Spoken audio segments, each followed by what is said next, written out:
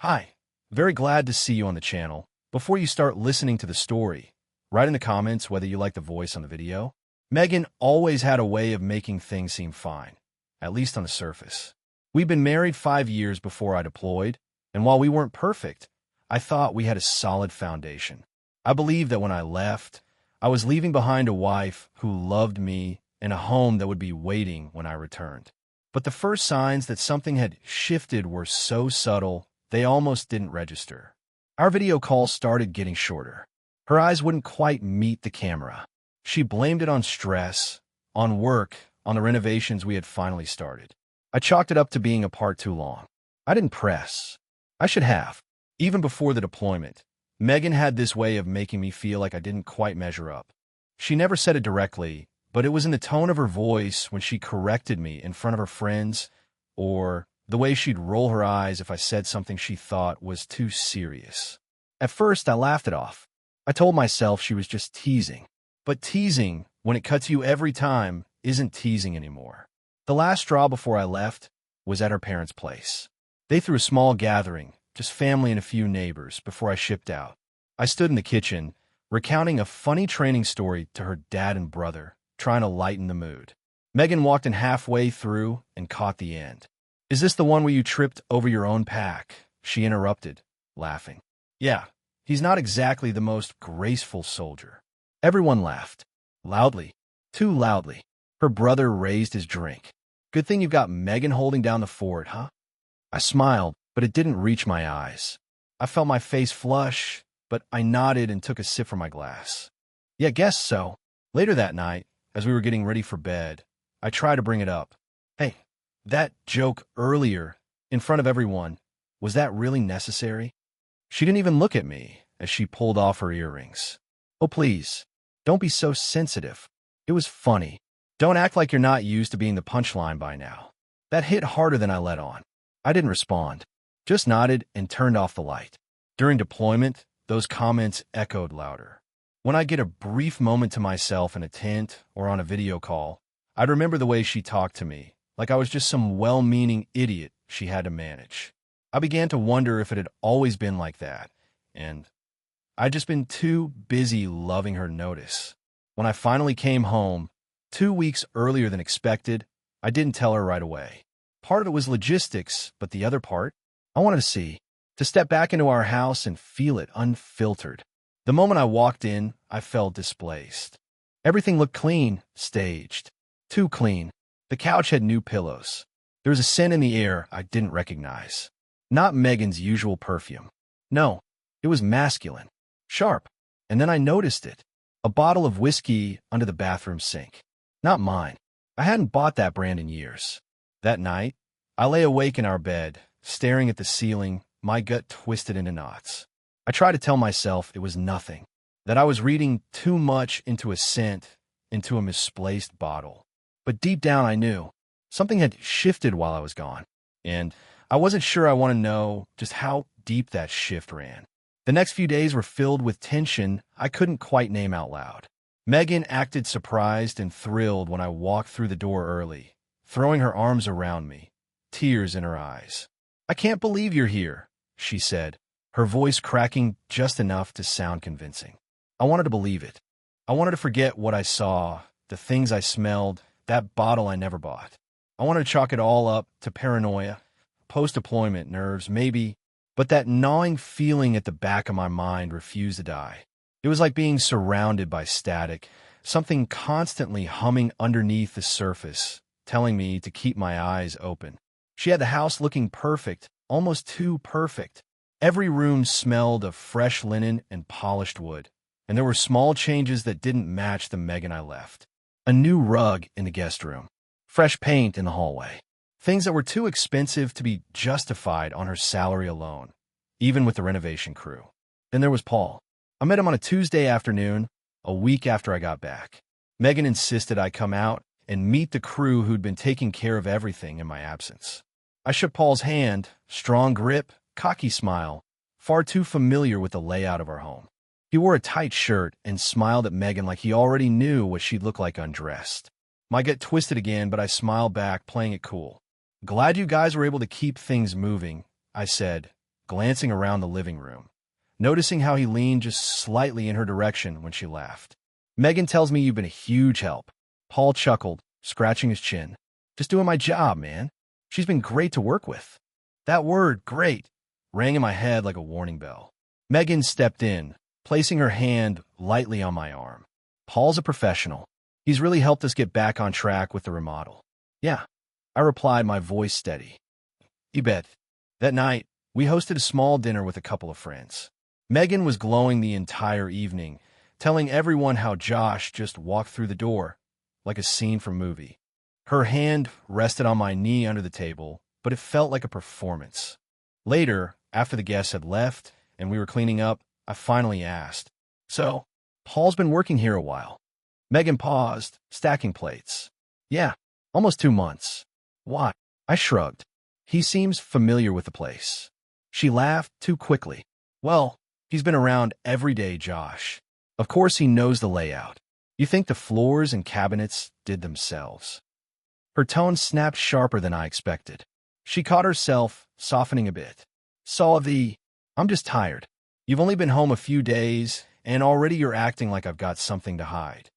That shut me up, not because I agreed, but because I was watching how quickly she deflected. The next day, I checked the sheets again. I had washed them since I came home, but that cologne scent, something spicy and unfamiliar, still lingered. Under the bathroom sink, the bottle of whiskey was gone. I didn't say anything. Instead, I drove to the hardware store, picked up a set of motion sensors and 2 small cameras, the kind that syncs seamlessly with my phone. When I got home, I told Megan I had to visit my mom out of town for the weekend. She looked annoyed. "You just got back. You're leaving already, just for a couple days." "She hasn't seen me yet," I said, keeping my tone light. "Besides, you've got plenty to keep you busy." She smiled tightly. "Yeah, sure." I left Friday morning. Drove a couple hours out of town. But I wasn't visiting my mom. I rented a cabin on the outskirts and spent the evening watching live feed from the living room camera. At first, nothing happened. She went about her day, cleaned the kitchen, scrolled through her phone. She ordered food, watched a movie. Normal. But then, around 10:42 p.m., I got the motion alert. The front door. Paul. She opened the door for him, wearing pajamas I had never seen before. Thin, soft-looking, not her usual worn t-shirt and shorts. He stepped inside casually, like he'd done it 100 times. And they didn't go to the kitchen. They went straight upstairs. I sat there, frozen. My hand clenched the phone so tight my knuckles ached. I didn't rage. I didn't cry. I just sat there, watching the proof unfold in grainy night vision clarity. Every doubt I had buried, every suspicion I had swallowed, all of it confirmed in real time. They didn't even try to hide it. They came back downstairs an hour later, laughing. She poured him a glass of whiskey, that whiskey. They sat on my couch, like it was theirs. That night, I didn't sleep. I didn't even move. When the sun came up, I knew exactly what I needed to do next. I drove home Sunday night, just like I said I would. Megan greeted me at the door with that polished smile, the kind she used when she needed to look perfect, but didn't care about the feeling behind it. "How was your mom?" she asked, stepping aside to let me in, her arms looping around my shoulders in a half-hearted hug. Her perfume was strong, but not strong enough to cover the hint of unfamiliar cologne still hanging in the air. "She's doing all right," I replied evenly, setting my bag by the door. "Asked about you." Megan gave a small laugh and walked toward the kitchen. "Well, you tell her I said hi next time." I watched her move around the kitchen like everything was normal.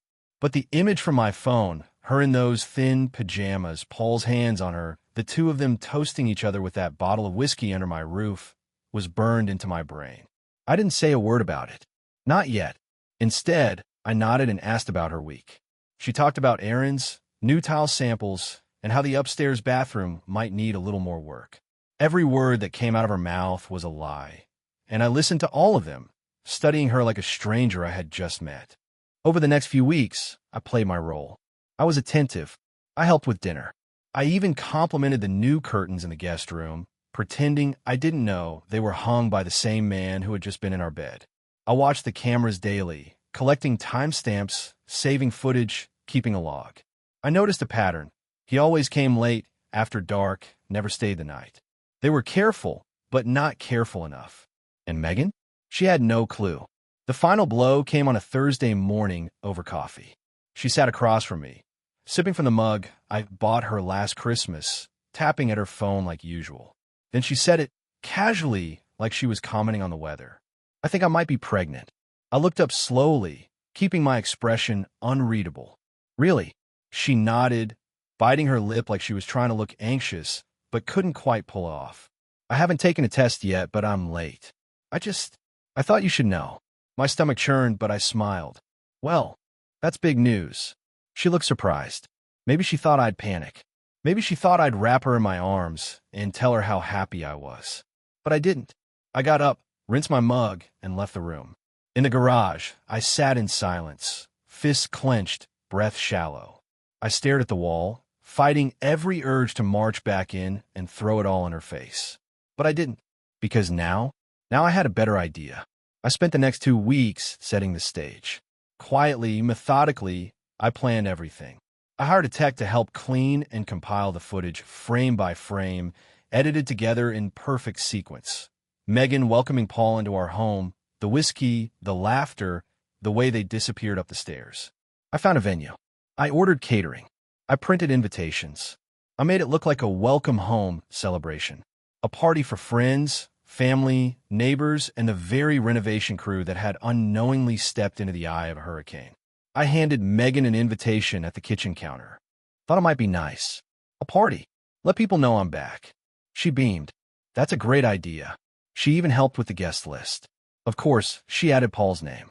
The night of the party arrived, and everything was perfect. The house was spotless. The yard was lit with soft white string lights. The food was warm and fresh. Megan looked radiant in a cream dress, her hair curled just right.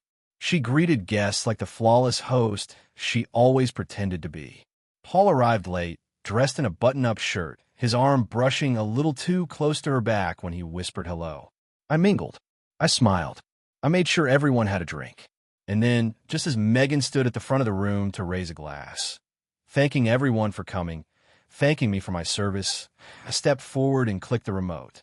The TV behind her came to life. It took 2 seconds for the room to go silent. The screen lit up with grainy night footage of the living room. Megan, standing at the front door, wearing those thin pajamas. Paul stepping inside. She froze mid-sentence. Gasps echoed. Whispers. People turned to each other. Then came the next clip. Her hand on Paul's chest. Him lifting her up, spinning her around. The two of them disappearing up the stairs. I walked up beside her, handed her a small suitcase I had packed earlier. "Don't worry," I said calmly. "You've got somewhere to stay. Paul can handle it." I turned to Paul and handed him a diaper bag. "Good luck with that." The room was dead quiet. Megan's face crumbled. "Josh, please." I didn't look at her again. I walked outside, the night air cool on my face, and for the first time in what felt like forever, I exhaled. She was out by sundown. The house was quiet after the party, the kind of silence that vibrates against your ribs when you've just detonated something. The lights were still glowing outside. The empty trays from the catering service still lined the kitchen counter. But the guests? Gone. The performance? Over. Megan's suitcase sat on the porch exactly where I left it. I hadn't watched her leave. I didn't need to. Once the footage aired, her credibility collapsed faster than her carefully rehearsed speech. Her eyes had darted around the room, desperate to find someone, anyone, who'd shield her from the fallout. But there were no volunteers. Not even her sister, who had stood frozen with a glass of wine halfway to her lips, eyes wide in disbelief. Paul had bolted, left the diaper bag on the floor, didn't say a word. Coward. Not that I expected anything else from a man who sneaks around another man's house, sleeps in his bed, drinks his whiskey, and then pretends none of it has consequences. I stood alone in the living room, staring at the screen that had delivered the kill shot. My own face reflected back at me, tired and worn, but resolved.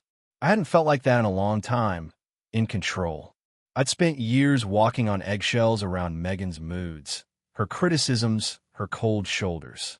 She was an expert at dismissing me without raising her voice. But that night, her silence had said everything. I locked the front door and walked upstairs. The bed was made, corners sharp, pillows puffed perfectly. I stripped it, tossed every sheet, every blanket, every trace of shared sleep into a trash bag. Then I pulled down the curtains. I couldn't stand to look at anything she'd chosen. The next morning, I called a cleaning service and told them I wanted a full reset, steam the carpets, wipe every wall, change the scent of the place entirely. I wasn't just purging a person. I was clearing out every memory of her. By the afternoon, she tried calling. The number popped up on my screen, and I stared at it, watching it buzz like a dying insect. I let it go to voicemail. Then came the text, "Please, just talk to me. You didn't have to humiliate me like that." I didn't respond. Later that night, her sister messaged me. She kept it short. "She's staying at a motel. Paul won't return her calls." I wish I could say I felt something. Pity, anger, relief. But all I felt was quiet. A flat, clean kind of peace. The day after, I went to see a lawyer. The footage made things simple. Adultery, deceit, a clear-cut case. The moment the video played, she lost the right to frame the story. No alimony, no shared assets. I brought in emotion logs, the camera files, the receipts, literal and emotional. The lawyer flipped through them and let out a breath. "She doesn't have a leg to stand on," he said. "We'll file immediately." I nodded. "Make it fast." Megan still tried. She sent an email 2 days later, pleading with me to meet in person. No threats, no drama. Just her usual brand of manipulative softness. "We should at least talk. I deserve to explain."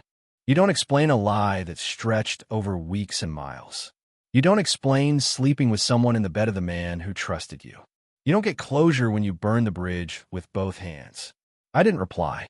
Instead, I walked through my house room by room, tossing things in boxes, old photos, her trinkets, clothes she didn't take. It wasn't even anger anymore. It was maintenance, cleaning out the rot.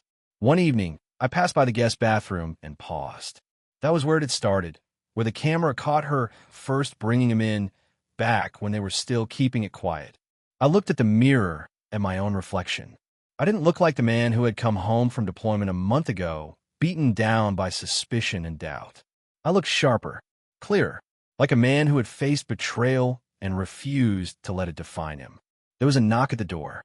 I opened it. Megan stood there, eyes swollen, arms crossed like she was holding herself together by sheer force. "Can I come in?" she asked softly. "No." She blinked, caught off guard by the speed of my answer. "Josh," she whispered, stepping forward. "I made a mistake. I know that. But you humiliated me. In front of everyone." I nodded once. "And you betrayed me. In front of no one. But the damage was the same." She reached for the doorframe, as if trying to steady herself. "You don't have to forgive me. But you can't pretend like we didn't have a life together." I looked her dead in the eye. "We had one, and you destroyed it." Tears slipped down her cheeks, but I didn't flinch. "Where am I supposed to go?" she asked finally, her voice breaking. I stepped back and slowly began closing the door. Not my house. Not my problem. The lock clicked shut, and I turned back toward my clean, quiet home, finally mine again. The weeks after I shut the door on Megan for the last time felt eerily calm. No more pretending.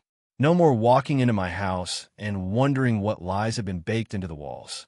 The silence was mine now, and it didn't ache anymore.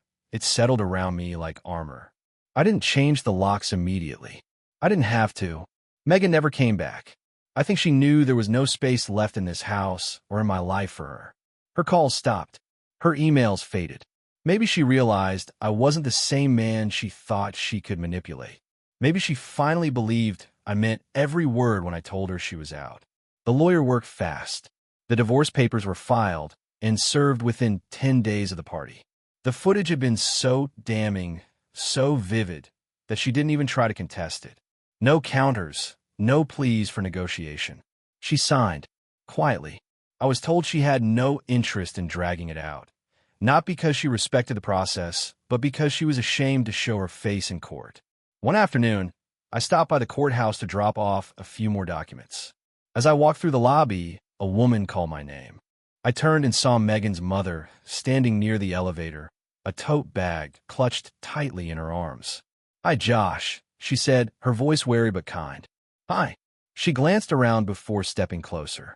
"I just wanted to say, I'm sorry. I didn't know what Megan was doing. None of us did. She told us you were having problems, that you were distant, that things were hard when you came home. I kept my face neutral. She had every chance to tell the truth. She nodded slowly. I believe you. I saw the footage. She's my daughter. It's hard to watch her fall apart. I exhaled through my nose, steadying myself. She made choices. She doesn't get to fall apart and call it bad luck. Her mother's eyes shimmered, and for a brief second, I saw where Megan had learned to soften her guilt just enough to gather sympathy. But unlike Megan, her mother didn't ask for anything. She just looked tired. I hope you find peace, she said finally. I already have. That night, I sat on the back porch, watching the stars blink into the sky. I gotten back into my old routine, morning jogs, late-night reading, firing up the grill on weekends. There was something deeply satisfying about cooking for myself again, choosing my own music, sitting in silence when I wanted to. The house no longer felt haunted. Mason came by that weekend with a case of beer and no questions. We sat on the porch, drank in silence for a while before he finally broke it. "You all right?" I nodded. "Better than I thought I'd be." He took a sip, nodded too. "She's been spotted at a motel near the interstate. Alone."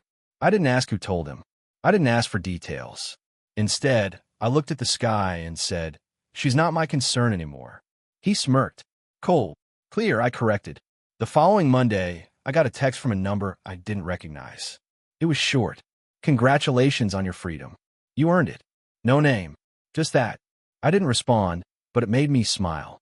The divorce was finalized 2 weeks later. I got the call from Mark around lunchtime. He didn't bother with pleasantries. "It's done," he said. "You're officially a free man." The words hit like a final nail in a coffin. Quiet, decisive, clean. Later that evening, I packed up the last of her things that had been sitting in the garage. A few old books, some kitchen stuff, decorations she never took when I kicked her out. I left the box at her sister's place. Didn't knock. Just set it down and left. No message. No explanation. Nothing more to give. I drove home with the windows down. The night air was cool, sharp, honest. And for the first time in a long time, I wasn't thinking about her. I was thinking about what came next. The silence after the divorce wasn't empty. It was clean, like a freshly wiped slate, still bearing the faint etchings of what had once been written on it, but ready for something new. I didn't feel lighter right away. That's not how it works. Freedom isn't some sudden burst of clarity or joy. It's more like stepping out of a tunnel and realizing you don't have to duck anymore. The days rolled into one another without Megan's voice echoing off the walls or the scent of her perfume lingering in the hallway.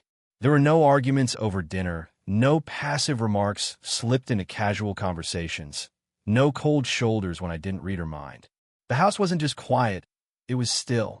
I filled the space slowly, not with noise or distractions, but with routine. I rebuilt from the ground up. My morning started with a strong cup of coffee and a slow walk around the neighborhood. I started hitting the gym again, not out of spite, but because I wanted to feel strong in my own skin, not just physically, but mentally. Work picked up. I took on a few new clients, something I'd been putting off for months.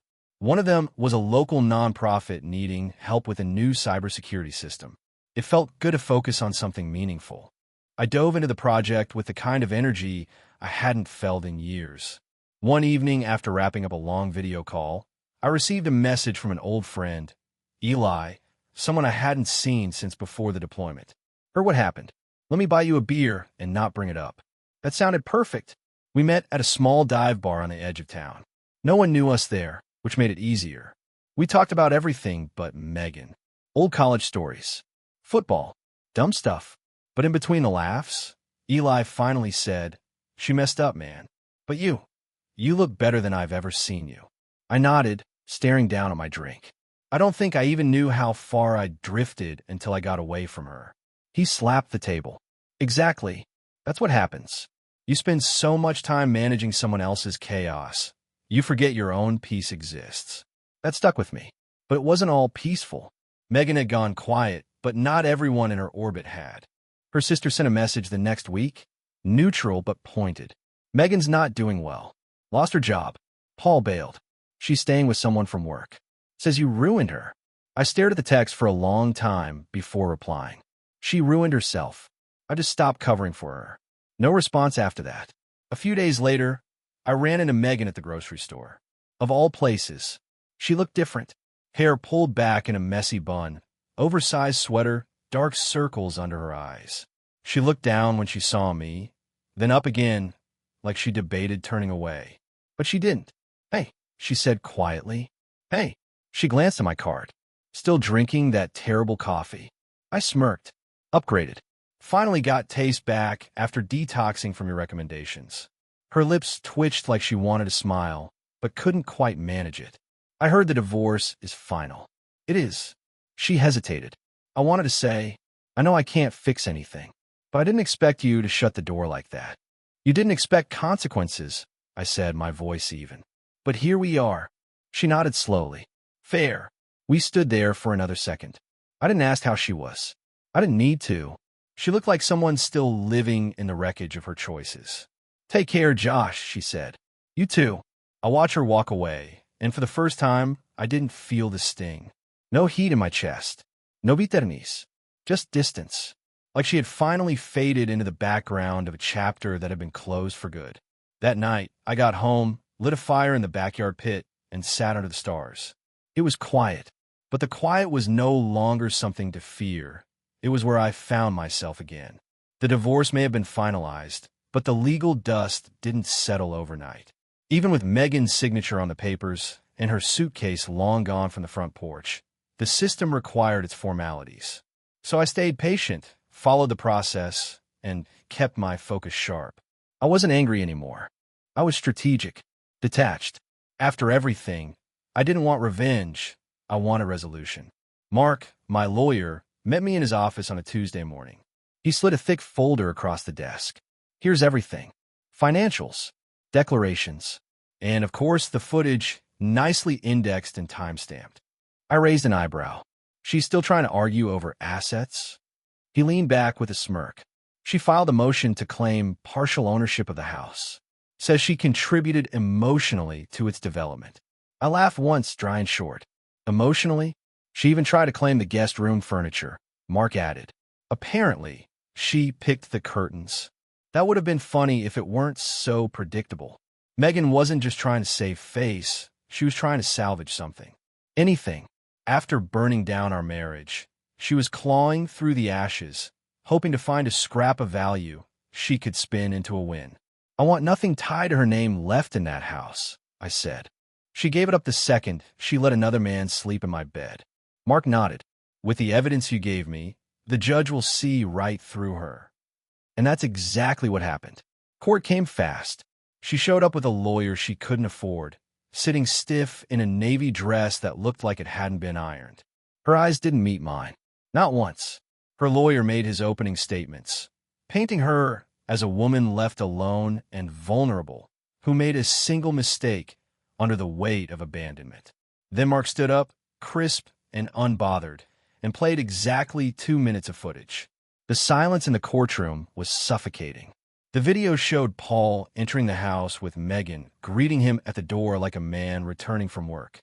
Her smile, the kiss, the way they walked in sync. None of it looked like a mistake. It looked like a relationship. When the video paused and the lights came up, Megan looked small. Her shoulders hunched, her face pale. The judge cleared his throat and delivered the words I already knew were coming. "Petitioner retains full ownership of all assets acquired during the marriage. Respondent forfeits any claim to shared property." It was over. No appeals. No arguments. Megan signed the agreement without saying a word. Her signature was shaky, barely legible, like her hand couldn't commit to the finality. Outside the courtroom, I took a deep breath and let it out slowly. Mark clapped a hand on my back. "You didn't just win. You shut it down." But I didn't smile. I wasn't celebrating. This wasn't a victory. It was a burial. The final nail. The last word. That evening, I went home and sat on the couch with a beer in hand, staring at the blank TV screen. I thought about everything Megan had said during the marriage. The little digs, the dismissive comments, the way she made me feel small when she was the one carrying the guilt. She tried to rewrite the story even in court, but the evidence made sure no one believed her version. My phone buzzed. A number I didn't recognize. I opened the message. I guess you got what you wanted. I hope it was worth it. I stared at it for a moment before deleting it. It wasn't about what I wanted. It was about what I deserved. A week later, I got a letter in the mail from the court, confirmation of the divorce, final and uncontested. I folded it, slid it into a drawer, and went about my day. Megan had vanished from my life in every legal and emotional sense. No more games. No more pretending. She was a name in a document now, not a voice in my house. The legal battle was over. But the rebuilding, that part was just getting started. Freedom didn't announce itself with fireworks or grand gestures. It arrived quietly, like a familiar scent on an old shirt you haven't worn in years. It lingered in the small things, in the silence of morning where no one criticized how you made the coffee, in the peace of walking through your own front door without a weight pressing into your chest. I moved out of the house 2 weeks after the divorce was finalized. Not because I had to, but because I wanted something that didn't remind me of her every time I stepped into a room. I sold it fast. Cash buyer. Took the offer without haggling, just to put it behind me. I packed what I needed, donated most of the rest, and moved into a modest 2-bedroom condo on the other side of town. Nothing flashy, just mine. The first night in a new place was surreal. No echo of footsteps I used to track without realizing. No perfume in the air that didn't belong to me. I stood in the kitchen with a beer in my hand, staring out the window at a parking lot, and felt something unfamiliar. Relief. The kind that runs deeper than words. I got back to my career full-time, picking up new clients, throwing myself into tech work with a kind of energy I hadn't felt in years. Work wasn't a distraction anymore. It was part of rebuilding. I didn't just want to survive Megan's betrayal. I want to come out the other side better. Stronger. And I did. Eli kept checking in. Mason, too. We had a small circle of guys who didn't push but showed up when it mattered. We did a sports bar on Friday nights. Talk about work, life, anything but her. One night, Eli leaned across the table, beer halfway to his lips, and said, "You know, I was worried about you when everything blew up. But now, you're not just surviving, you're thriving." I didn't respond right away. I thought about the last few months. The woman I'd loved once turned stranger. The betrayal that should have broken me. I said finally, losing her was the best thing that could have happened. He grinned. That's the truth. Meanwhile, Megan's name popped up in conversations now and then. Rumors mostly. Paul had dropped off the face of the earth. She'd lost her job not long after the court hearing. Word was she tried to find work in a neighboring city, but her reputation had followed her. You don't humiliate yourself on video in a small town and expect to walk away clean. Mason said he saw her once at a gas station, filling up her car, wearing a sweatshirt 3 sizes too big and looking like she hadn't slept in days. Didn't say a word, he told me. Just got in her car and drove off. I didn't feel good about it. I didn't feel bad either. I felt nothing. Like she was a character in a movie I'd watched a long time ago, one I barely remembered. Then one night, I got a call from an unknown number. I let it ring twice, then picked up. Hello. A pause. Then a voice I hadn't heard in weeks. Josh, Megan. She didn't say anything for a moment. I could hear cars in the background, a distant honk, maybe a truck passing. She began, then stopped. I saw the house sold. Yeah. New place. Yup. Another pause. She sounded tired. Not fake tired, genuinely drained. I messed up, she said quietly. Worse than I ever thought I could. I didn't respond. I'm not calling to ask for anything. I know I don't deserve that. I just needed to hear your voice. Even if it's only for a second. More silence. Then she added, I'm sorry, Josh. I mean it. I exhaled slowly. I believe you're sorry. I just don't care anymore. And that was the truth. She hung up without saying goodbye.